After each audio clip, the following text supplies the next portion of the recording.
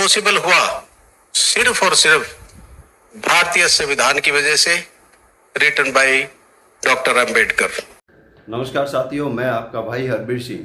साथियों, कल मध्य प्रदेश उच्च न्यायालय के जो वरिष्ठ उच्चतम न्यायाधीश थे सुरेश कुमार कैथ, उन्होंने एक वीडियो जारी किया। कल बोला था, क्या बोला आइए देखते हैं।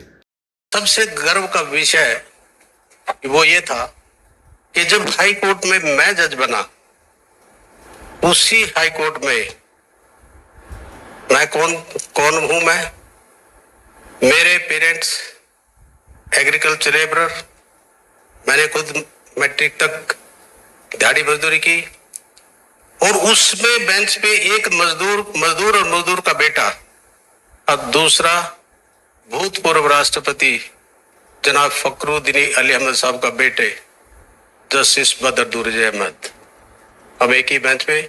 ये जो पॉसिबल हुआ सिर्फ और सिर्फ भारतीय संविधान की वजह से, रिटन बाय डॉक्टर अंबेडकर।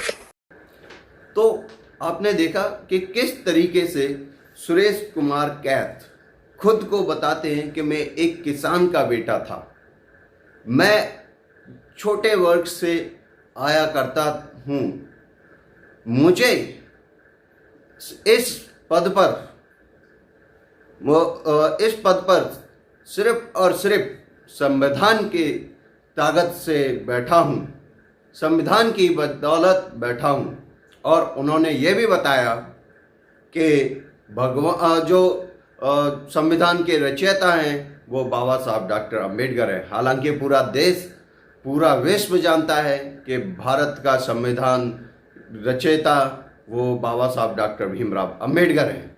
लेकिन कुछ जातिवादी गुंडे लोग, कुछ जातिवादी मानसिकता के लोग ये बाबा साहब को ना जब जीवित थे तब उनको चैन से जीने दिया, और ना अब उनकी मूर्ति से भी वो इतना जलते हैं कि मध्य प्रदेश उच्च न्यायालय में उनकी मूर्ति लगाने से इतना विरोध किया, जिसकी बदौलत उनकी रोजी रोटी चलती है, उस शख्स का उन्होंने विरोध किया। इस विरोध से उनकी जो मानसिकता थी घिनौनी और घटिया ओछी मानसिकता भी हालांकि सामने आई है। वो उनकी जो जातिवादी मानसिकता थी वो पूरे देश के सामने उजागर हुई है कि जब एक बाबा साहब का विरोध हो सकता है, जब एक जाति की वजह से, क्योंकि वो एक छोटी जाति के थे, उनका विरोध किया जा सकता था उस टाइम, और आज भी उनके स्टैच्यू के से विरोध किया जाता है, तो आप समझ सकते हैं कि किस तरीके से आज के समय भी जाति व्यवस्था हमारे भारत देश में जकड़ी हुई है। साथियों, हालांकि मुख्य न्यायाधीश सुरेश कुमार कैथ ने अपने स्पष्ट रूप से कहा और बोला कि जब बाबा साहब डॉक्टर भीमराव अंबेडकर जी की सुप्रीम कोर्ट के परिसर में मूर्ति लग सकती है, तो मध्य प्रदेश उच्च न्यायालय में क्यों नहीं लग सकती।